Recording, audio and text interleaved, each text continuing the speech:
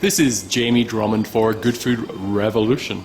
I am here with Kim Teusner. Perfect? Teusner's right. Teusner is good. So for those of our viewers who are unfamiliar with your wines, please tell us a little bit about what you do in the Barossa.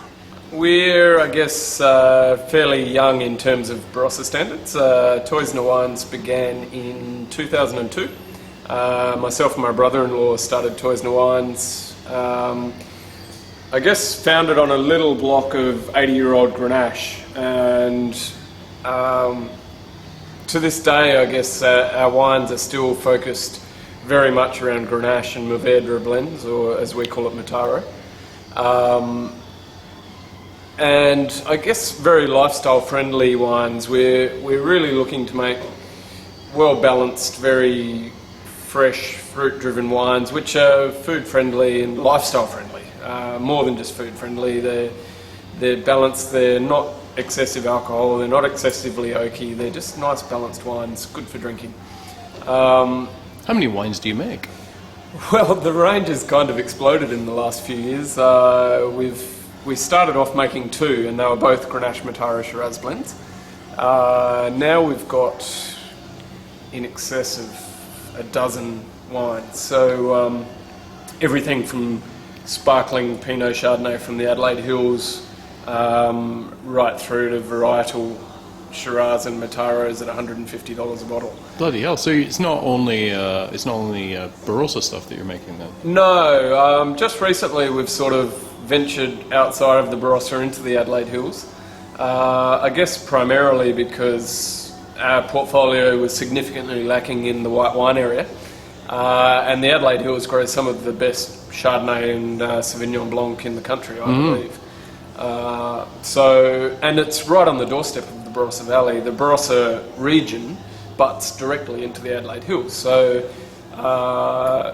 we just considered it a logical step to go there and start creating wines from the Adelaide Hills. Yeah. I actually had no idea until I was driving up to the Barossa how really close the Adelaide Hills were to the Barossa. Yeah. I mean, I'd seen it on the map, but I didn't realise you'd just suddenly be in Barossa. No, it's quite amazing.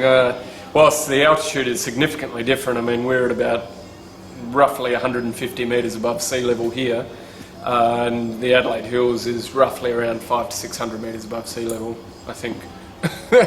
Don't quote me on that, but it's a significant difference in terms of altitude, but it's very, very close. Yeah. So, that dreaded question, tell me about 2011 vintage. It's been a very challenging vintage, quite wet throughout, so we've had probably more rain than the Barossa's seen in a vintage for at least a decade, which some regions in Australia are quite used to, but I've jokingly said the Barossa's, well, not jokingly about this part, the Barossa's the easiest place in the world to make wine, I believe. And more often than not, winemakers don't have to do a bloody thing. The vineyards do it all for us. But this year, we winemakers are actually having to work. There's been a very large presence of botrytis and downy and powdery mildew. So it's been a challenging year, but not a complete write-off. We've got some lovely little parcels, whilst yields and production will be a lot lower. What we've actually managed to bring into the winery is quite spectacular. Very lovely, sort of spicy, fresh aromatic characters out of Grenache and Mataro. Still some quite licoricey, spicy notes in Shiraz, albeit quite a lot lower in alcohol. So we're talking between 12 to 14% alcohol, which is unheard of in the Barossa these days. Yeah, very challenging vintage, but it's opened up opportunity for us. We've gone down the path of trying to make some Côte Rôtie style Shiraz from Eden Valley. Very spicy, very peppery, with just about 2.5% of Viognier chucked into the blend. And now are you putting that in for aromatic qualities, for pigmentation fixing, or for that kind of slipperiness on the palate? We're all of that. we're also hoping for a bit more depth in the palate to broaden the palate a little bit.